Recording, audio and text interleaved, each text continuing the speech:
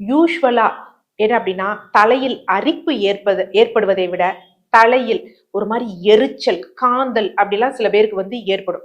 அது அரிப்பை விட வந்து ரொம்ப மோசமா இருக்கும். யாரோ நம்ம தலையில வந்து தீய கொளுத்தி போட்ட மாதிரி வந்து ஒரு ஃபீலிங் வந்து இருக்கும்.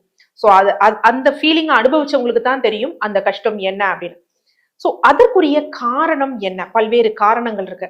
அதுல ஒவ்வொரு நிலையிலையும் நம்ம எப்படி வந்து எதுக்கெல்லாம் நம்ம ஹோம் ரெமடிஸ் பண்ணிக்கலாம், இல்ல எதற்கு வந்து நம்ம மருத்துவரை அணுகணும் அப்படிங்கிறத இந்த பதிவுல வந்து பார்க்கலாம். ஸோ இது 3 முக்கியமான காரணங்கள் தான். ஸோ மாசா நம்ம பிரிச்சோம் அப்படின்னு வச்சுக்கோங்க, கிளாசிஃபை பண்ணோம்னா 3 முக்கிய காரணங்கள்.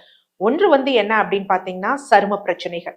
2வது என்ன அப்படின்னு பாத்தீங்கன்னா சில வெளிப்புற காரணங்களால இருக்கும். 3வது நரம்பு.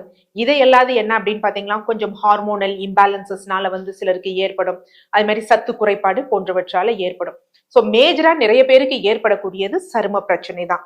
சரும பிரச்சனை இருந்துச்சு, அதாவது ஸ்கின் ப்ராப்ளம் இருந்தது அப்படின்னு வச்சுக்கோங்களேன், என்னென்ன மாதிரி இருக்கும், எந்த ஸ்கின் ப்ராப்ளத்தை எப்படி நம்ம அதை கையாளலாம் அப்படின்னு. ஸோ மேஜரா தலையில் அரிப்பையும் தாண்டி எரிச்சல் அதிகமா யாருக்கு இருக்கும் அப்படின்னா செபோரிக் டெர்மடைட்டிஸ் அப்படிங்கிறவங்களுக்கு. அப்படின்னா என்ன டாக்டர் அப்படின்னா, இந்த செபோரிக் டெர்மடைட்டிஸை நிறைய பேர் என்ன நினைச்சுக்குவாங்க அப்படின்னா தலையில வந்து சொரியாசிஸ் வந்துருச்சு, பொடுகு வந்துருச்சு அப்படின்னு. ஆனா இது எப்படி இருக்கும்னா தலை வரைக்கும் தான் இருக்கும், காது மடல் பின்னாடி வந்து இருக்கும். யூஸ்வலா நம்ம வேப்ப மரத்துல, முருங்கை மரத்துல எல்லாம் பிசின் எப்படி இருக்கும், சோ அந்த மாதிரி ஒரு ஒரு செக்ரேஷனோட அப்படியே ஒரு கல்லு மாதிரி இருக்கும், கசிவோட கொஞ்சம் பொடுகாட்டம் பாறை பாறையா வந்து இருக்கும். சோ இததான் வந்து செபோரிக் டெர்மடைட்டிஸ். இது வந்து ஒரு வகையான ஆட்டோ இம்யூன் வந்து டிசார்டர் அப்படின்னு வந்து சொல்லுவாங்க.